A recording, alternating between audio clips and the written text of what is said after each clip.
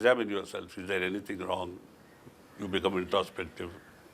That alerts you, like a smoke alarm alerts you to a possible fire in the building. These critics help. And what is the third one? Little less health than perfect health. Then you don't do foolish things like mountain climbing and skin diving and bungee jumping and what all. It is this exuberant health, caused by too much food, too much good wine, which makes you do these stupid things. I think because they are so effete and there's no excitement in their lives. So they have to do all these, suicidal things. I have a conviction that the Occidental civilization is replete with suicidal tendencies for one reason or another. Broken hearts, of course, there are millions of them. See, the Western civilizations, if somebody were able to take statistics, they would find broken hearts are about 70% of the population. Because their system of marriage, their system of romance, their system of, courtship, today is fraught with so much danger to the women.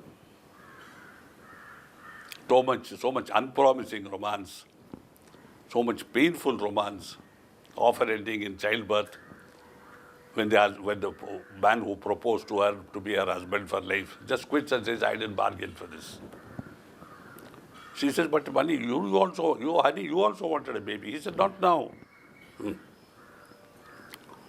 It is frequently said that there are arguments in Western households whether we should have a baby or we should buy a car this year. And of course, car comes first. Next year, whether we should have a baby or we should go on a holiday to the Alps. Of course, holiday to the Alps comes first. No. I have a heart-breaking letter from an Abhyasi who says when on a holiday, she had a 5-minute romance without her husband. And 3 years later, feeling guilt, she told her husband. Since then, they have been estranged. They have 2 children. She doesn't know when he will go.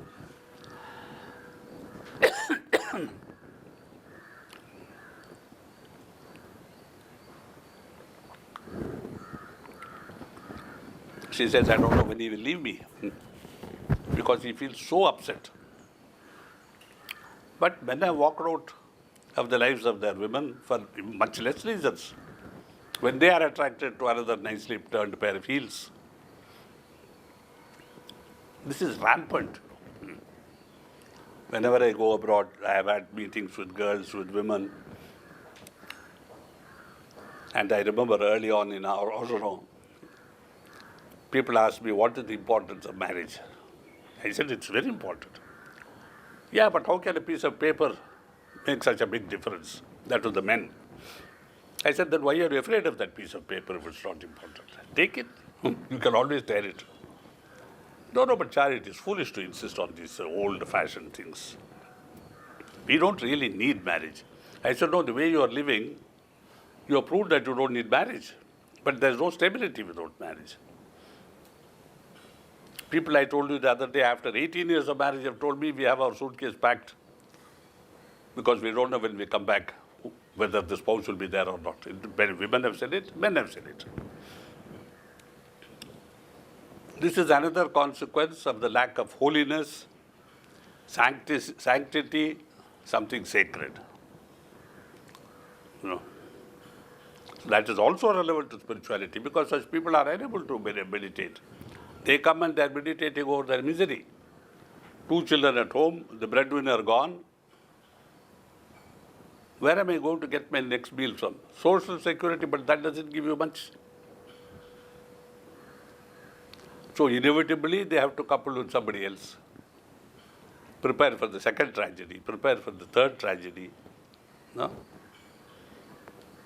And of course, spirituality goes. When you have so many immediate, urgent things to look after, like who's going to pay my school bills, who's going to pay the wash, who's going to pay the rent. Where is the place for spirituality? So unless we set right our lives, bring back order, morality only means order, it has nothing else to do.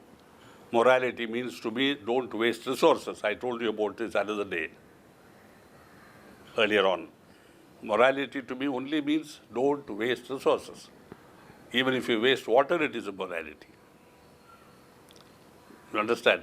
If you waste food, it is even more immoral. If you kill to eat, that is the worst immorality because you're taking life, whereas the Bible says, do not kill. But it is interpreted as do not kill your brother. But then I told you about Cain and Abel, the first murder, fratricide. So there's no sanctity even for the biblical, edicts, advice, orders, injunctions, God's words. So what shall we do? I repeat, our preceptors must be able to speak boldly about these things because without their speaking, nobody will listen. If they speak, of course you may lose some abhyasis. When Babuji asked me, you must be disciplined, there is no discipline in this mission, he told me. I said, but Babuji, if you want to be more disciplined, people will leave. This was in 1982 in Paris, in that famous week, when everybody betrayed him. And then he told me, I don't mind if only you are left at the mission, because you are the mission, you are enough for the mission. Please don't think I'm praising myself or boasting. I have nothing to do with that. I'm quoting my master. He said, with you there, you can revive the mission. If you are gone, the mission goes, my mission in life is a waste. Sahaj Marg is dead. So you see, Sahaj Marg does not live by abhyasis. It is like as long as you keep a cow alive, it will have more calves. That's why in a situation where a mother cannot have a baby, either the baby has to be sacrificed or the mother, and the doctor asks the husband, I can only save one life. And he says, please save my wife's life. Not because of his love for the wife. That is not the first consideration. The first consideration is, baby gone, mother alive, we can have more babies. But mother gone, baby alive, nothing. That stream is cut. Similarly, on aeroplanes, I was first astonished when I heard, if there's a fall in pressure, you will have gas masks coming down. Put your mask first, then fix your baby's mask. I used to wonder, what is this? Then I understood, because if she were not alive, what would the baby do? Suppose you have time to put the mask on the baby and you are dead. So preserving the mother, preserving femininity, preserving female honor is a way of preserving society in a pure form, in an auspicious, holy form. Women have to be revered, not worshipped. In the Occident world, they are worshipped but raped. For them, rape means worship. Why love her so much? And then you say, you read of paramours, killing each. He loved her so much, he could not tolerate her going to somebody else, so he killed her. Primitive law. What we cannot have, destroy. So unless women are kept in society with respect, unless they are respected as mothers, past or present or future to be, that society is doomed to create destruction. Swami Vivekananda said this in one of his very famous lectures, The Women of India. I would like all of you to read it. And he says one very great thing, which I have repeated so often, talking of prostitutes in Calcutta, He says, look not down upon these fallen sisters of ours, for if they were not there, you and you and you would be there. See, such is the glory of a land where women are respected, where marriage is a sacred thing, filled with love, not something filled with love, but totally, profane, disposable like a tissue, used and thrown away. So let us also teach our abhyasis all over the world that women have to be respected. Even prostitutes, because they are the safety valve of a society. It doesn't mean everybody should be a prostitute. Swami Vivekananda said, if they were not there, you and you would be there. Let us respect them. You know, it's like a toilet in the house. It may stink, but if there's no toilet, the whole house will stink. So let us learn these common basic values of a society which should be really civilized and not falsely civilized because they are white, because they bathe, and because they use a lot of perfume.